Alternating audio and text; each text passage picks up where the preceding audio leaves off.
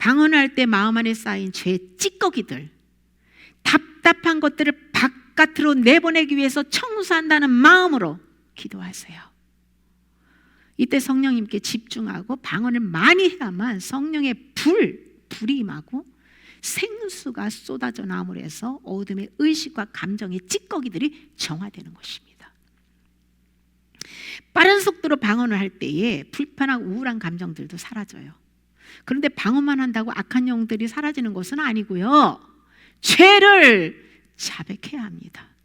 시편 32편 5절에 다윗은 고백합니다. 내가 이르기를 내 허물을 여호와께 자복하리라 하고 주께 내 죄를 아뢰고 내 죄악을 숨기지 아니하였더니 곧 주께서 내 죄악을 사하셨나이다.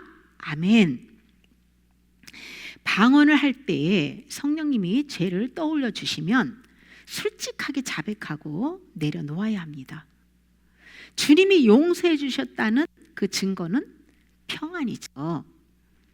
방언의 궁극적인 목적은요, 죄를 회개하고 성령의 열매를 맺으면서 하나님과 사랑의 교제를 나누기 위해서예요.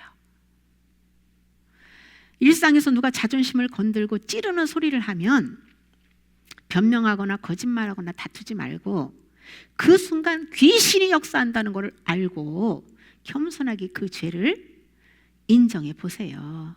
그러면 귀신이 떠나가는 것을 경험하게 될 것입니다.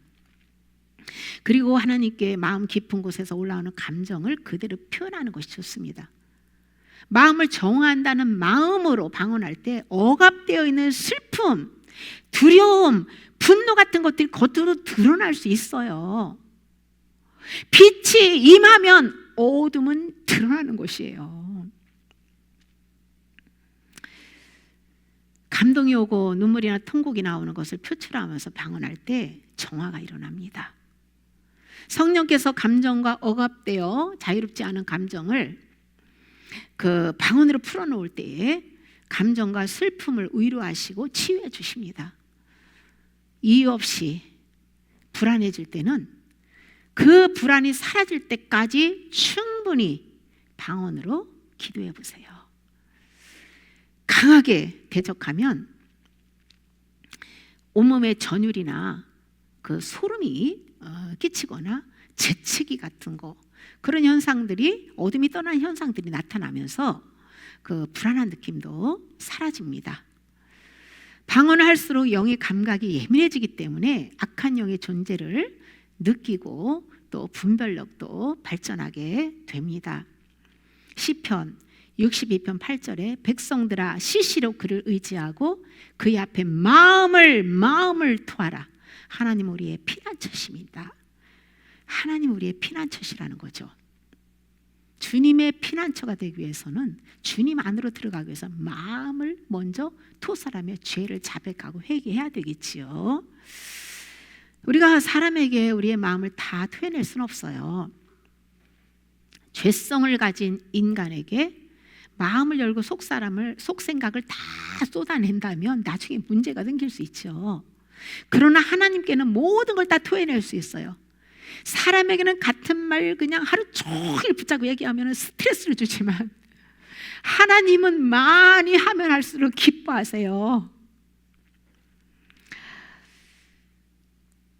그래서 우리가 하나님께만 이렇게 마음을 쏟아내야 됩니다. 사실 우리의 속마음을 사람들에게 쏟아내면요,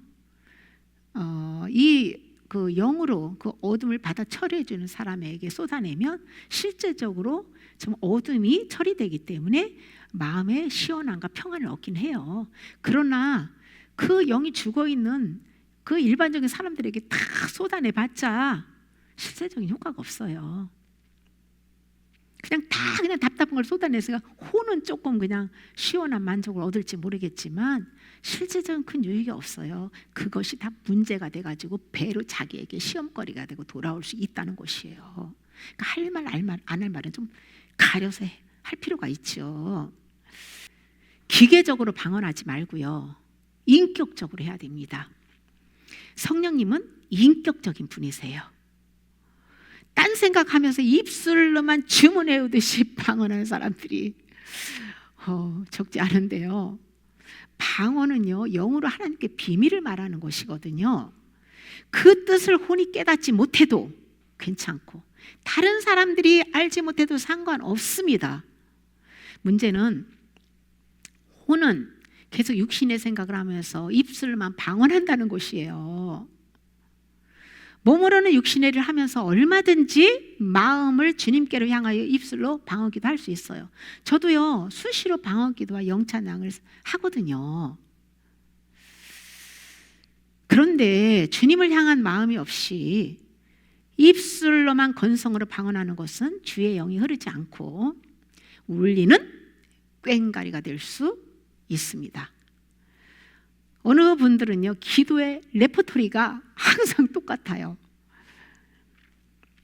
그것은요, 영어로 기도하는 것이 아니에요. 성령님은 그때마다 기도를 시키시는 것이 있고요, 기도를 막으시는 것이 있어요. 내가 많은 기도를 쏟아내도 하나님 뜻에 합당한 기도만 올라갑니다. 기도는 성령의 감동을 해야 되고 또 하나님 앞에 매일 솔직하게 마음을 열고 사실 그대로 아뢰고 주님 손에 맡겨야 합니다. 수십 년을 같은 내용을 가지고 주문 외우듯이 기도하는 것은요, 영이 어둠에 묶여 있는 것이고 성령으로 드리는 기도 아닙니다. 주기도문 같은 경우도요, 수백 번 주문 외우듯이 기도하는 분들이 있는데요, 그렇게 하는 게 아니에요. 주님이 가르쳐 주신 기도의 본질을 깨닫고 성령 안에서 그 기도에 맞게 온 마음과 삶의 예배를 올려 드리라는 것이에요. 예를 들면 하늘에 계신 우리 아버지여 이름이 거룩히 여김을 받으시오며 라고 기도를 했어요. 그러면 그 기도가 합당하게 올려 드리려면 하나님이 거룩하게, 그 이름이 거룩하게 여기심을 받기 위해서는 내가 거룩하게 살아야 되는 거예요. 내가 거룩할 때 하나님의 이름이 거룩하게 여기심을 받으시는 거예요. 그게 주기도의 본질이에요. 제가 다 지금 시간에는 주기도하는 게 아니기 때문에 나눌 수는 없습니다. 하나님께서 요구하시는 사랑은요, 마음과 힘과 뜻과 정성을 다해서 사랑하는 거예요. 부부간에도 마음으로 사랑하지 않고 몸만 섞고 산다면 그건 진짜 부부가 아닙니다. 사랑이 없는 관계는 알맹이 없는 껍데기로 결국 아무것도 남는 것이 없어요. 허망한 것이죠. 영원히 우리가 가지고 갈 것은 사랑밖에 없다는 사실을 우리는 잊지 말아야 합니다. 마태복음 15장 8절에 이 백성이 입술로는 나를 공경하되 마음은 내게서 멀도다.